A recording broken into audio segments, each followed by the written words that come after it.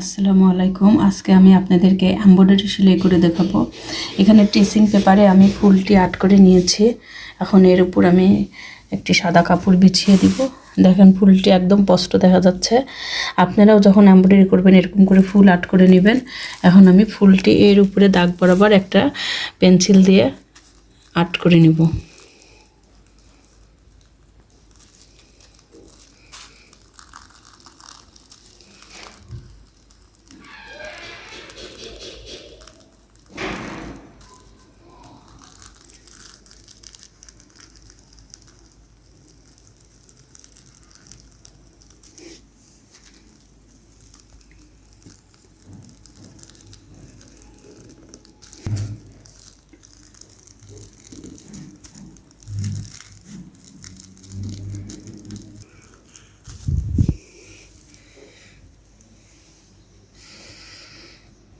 আমার ফুলটি আঁকা কমপ্লিট হয়ে গেছে। এখন আমি আপনাদেরকে এমব্রয়ডারিটি করে দেখাবো। এমব্রয়ডারি করতে আমাদের যেসব জিনিসগুলো লাগবে, এরকম সুই লাগবে। এরকম সুই আপনারা নিয়ে নেবেন। আর এমব্রয়ডারিটা কিন্তু আমরা যে 3 পিস বা জামা কাপড় সেলাই করি সেই মেশিনেই সেলাই করে আজকে আপনাদেরকে দেখাবো। এখানে আমি সেলাই করার জন্য হলুদ সুতা নিয়েছি, সবুজ সুতা নিয়েছি এবং গোলাপি রঙের সুতা নিয়েছি। এই 3টি সুতাই আমাদের এমব্রয়ডারি করার জন্য লাগবে। আপনারা এরকম সুতা কিনে নেবেন।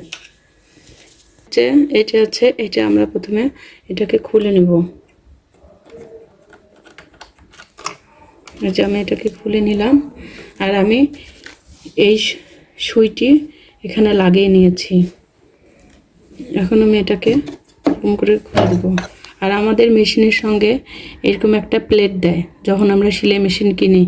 এই সেলাই মেশিনের প্লেটটি আমি এখানে লাগিয়ে নিব। আর এই ফুটাটা দেখবেন যেন একটু বড় হয়। যদি বেশি ছোট হয়ে যায় তাহলে একটু বড় কিনে নেবেন। এখন এরকম করে লাগিয়ে দিব।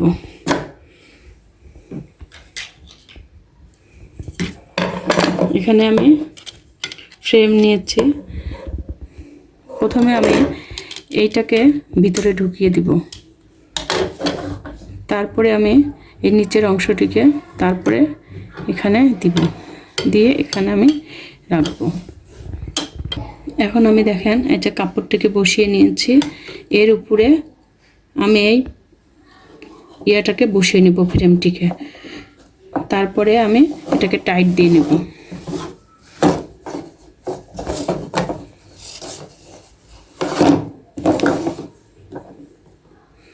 এই দেখেন এটাকে ধরে যতদূর টাইট দেওয়া যায় ততদূর আমি টাইট দিয়ে নেব।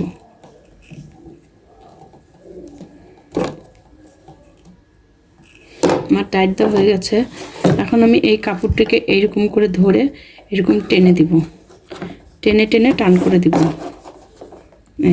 এই দেখেন এখন কিন্তু আর হচ্ছে না, ডাবা যাবে না বেশি। একদম টাইট হইতে হবে। এখন আমি সুতা লাগাবো। এমব্রয়ডারি করার সময় আমাদেরকে এই জামার গলায় যে আপনার লাগানো হয় পেস্টিং বক্রম, সেই পেস্টিং বক্রমটি নিয়েছি। এটি এখন আমি কাপড়ের নিচে দিয়ে দিব।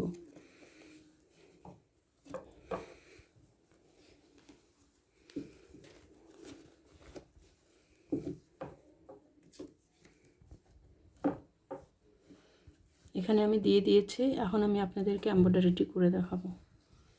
আর আমি যে এমব্রয়ডারিটা করছি, সেলাইটি করছি, সেই সেলাইটির নাম হচ্ছে রাউন্ড সেলাই।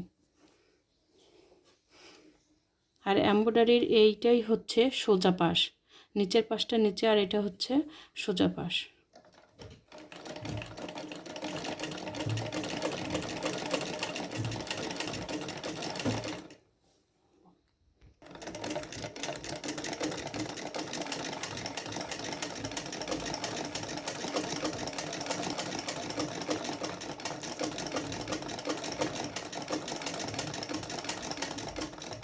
আর এটার উপর আমি আরও 2-3 বার ঘুরিয়ে নিব। আর অবশ্যই মেশিনটি আস্তে আস্তে চালাবেন, কারণ সাধারণ মেশিন আমরা যেভাবে জোরে চালাই ওইভাবে জোরে চালানো যাবে না। মেশিনটি আস্তে আস্তে চালাতে হবে।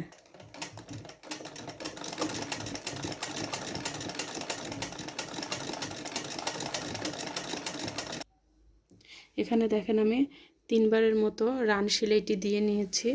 এখন আমি এটাকে আমি কিভাবে সেলাই করব সেটা আপনারা দেখেন।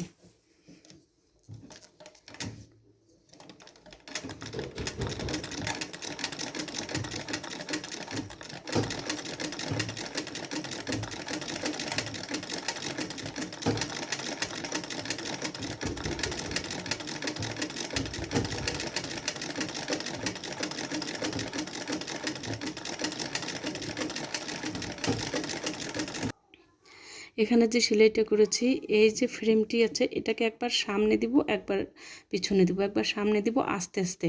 তাহলে কি হবে, এই যে সেলাইটি দিয়েছি এই সেলাইটি সুন্দরভাবে উঠবে। আরেকবার আপনারা দেখে নিন, দেখেন আমার হাতের দিক খেয়াল করবেন।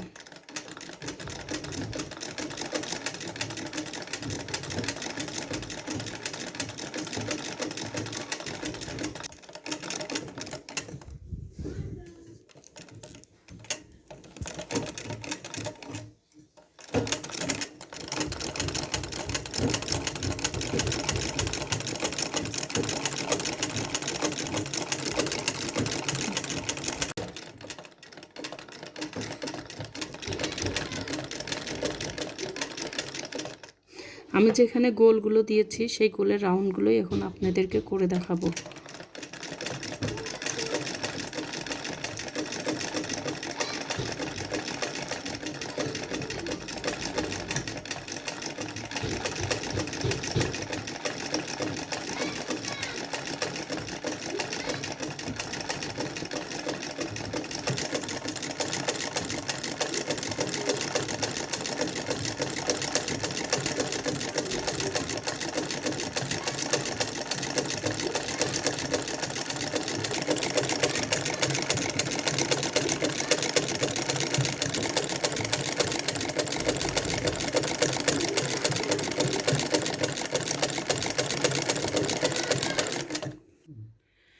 আমার এই যে রাউন্ড সেলাইটি কমপ্লিট হয়ে গেছে।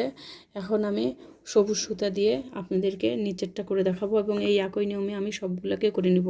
আর এই সেলাইটা দেওয়ার শেষে আপনারা এর উপর দিয়ে একটা রান সেলাই দিয়ে নেবেন। এইভাবে আমি আপনাদেরকে দেখিয়ে দিচ্ছি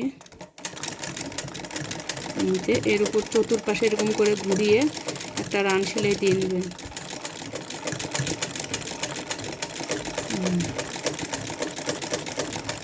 আমি এখন সবগুলো ফুল একই নিয়মে করে নেব।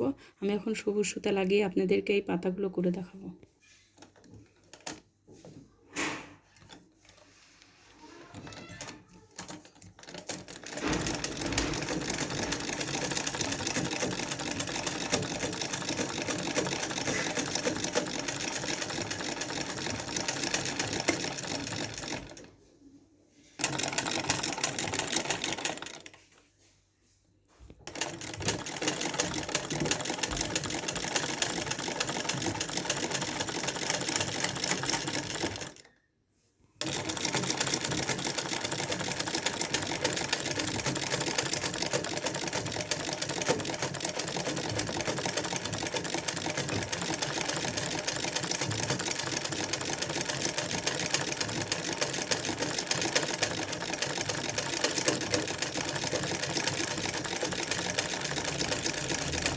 আমি এখানে রান সেলাইটি 2-3 বার দিয়ে নিয়েছি, 3 থেকে 4 বার দিয়ে নিয়েছি। এখন আমি শার্টিং সেলাইটি করে দেখাবো।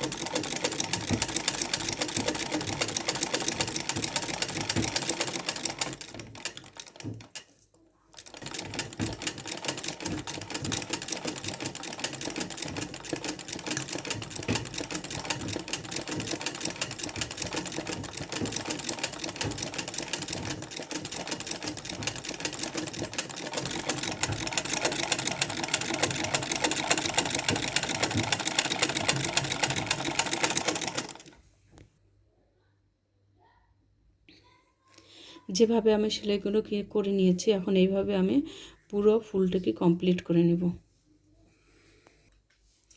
পুরো ফুলটি আমার করা কমপ্লিট হয়ে গেছে। দেখুন কত সুন্দর ফিনিশিং এসেছে। আপনারা এই ফুলটি কুশন কভার হোক, বালিশের কভার হোক, এমনকি সুন্দর জামায়ও সুন্দর ডিজাইন করে করে এই রাউন্ড সেলাইটি করে নিতে পারেন।